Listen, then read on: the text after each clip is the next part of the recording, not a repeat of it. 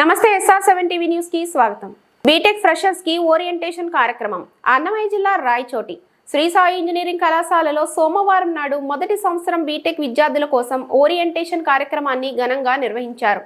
ఈ కార్యక్రమానికి ముఖ్య అతిథిగా హాజరైన Rajampet special judicial magistrate doctor P Shankar, అలాగే డైరెక్టర్ హీరా రాజ్పుత్ ఇద్దరు విద్యార్థులను ఉద్దేశించి విలువైన సూచనలు అందించారు.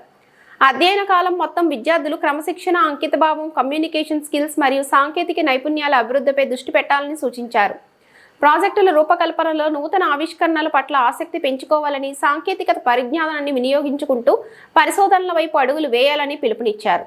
కళాశాల assistant director doctor M Sudhakar Reddy మాట్లాడుతూ, గత 24 సంవత్సరాలుగా ఈ సంస్థ సాంకేతిక విద్యలో నూతన ప్రమాణాలను నెలకొల్పింది.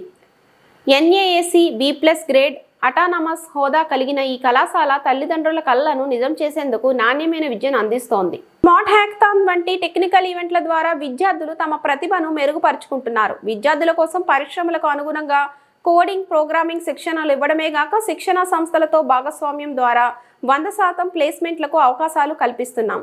ఈ కార్యక్రమంలో principal doctor V Balaji, vice principal doctor V Venkataramana, science and humanities head doctor N Nagendra, ఇతర శాఖాధిపతులు, అధ్యాపకులు, విద్యార్థులు, తల్లిదండ్రులు పాల్గొన్నారు.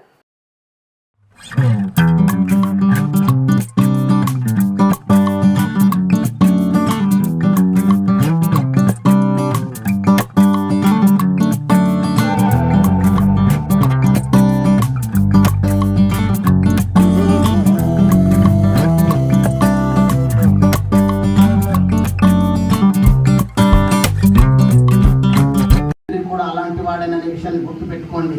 నువ్వు ఒక్కొక్కసారి పైకి పోతున్నా, ఇక్కడ వద్దురా, కొంచెం కిందికి దించి ఎక్కడో చెన్నై, ఎక్కడో బొంబాయి, ఎక్కడో బెంగళూరు కాదురా, ఇక్కడ అద్భుతమైనటువంటిది ఉంటుంది. ఆయన దించి ఇక్కడికి ఎందుకు పెట్టాడో తెలిసిన మీ అభ్యున్నతి కోసమైనటువంటి విషయాన్ని అర్థం చేసుకోండి. మనము తండ్రి మాట వినకుండా తల్లి మాట నిర్లక్ష్యం చేసి, నువ్వు నాకు అవసరం లేదు, ఈ గాలిపటానికి మూలం ఇది దారం, ఆ దారం కనుక తెలుసుకొని కనుక వెళ్ళిపోతే తల్లిదండ్రులను ఎదిరించిన వాడు కూడా పైకి కొంతమంది వెళ్ళగలుగుతారు. వెళ్ళిన తర్వాత ఏ చెట్టుకో, ఏ పుట్టకో, ఏ ఆకుకో దాన్ని తగులుకున్న తర్వాత అది కింద పడిందనుకో, తిరిగి జీవితంలో గాలిపటం లేస్తుందా? కింద పడిన గాలిపటం లేస్తుందా? మన జీవితాలు కూడా అలాగే ఉంటాయి, గుర్తు పెట్టుకోండి. తల్లిని తండ్రిని నిర్లక్ష్యం చేసినటువంటి వాడు జీవితంలో పైకి రావచ్చేమో, కానీ ఒకటో రెండో వాడు సక్సెస్ అయినటువంటి దాఖలా చరిత్రలో ఎక్కడా లేదు. మీ తండ్రి మాసిపోయిన గడ్డాన్ని గుర్తు తెచ్చుకో.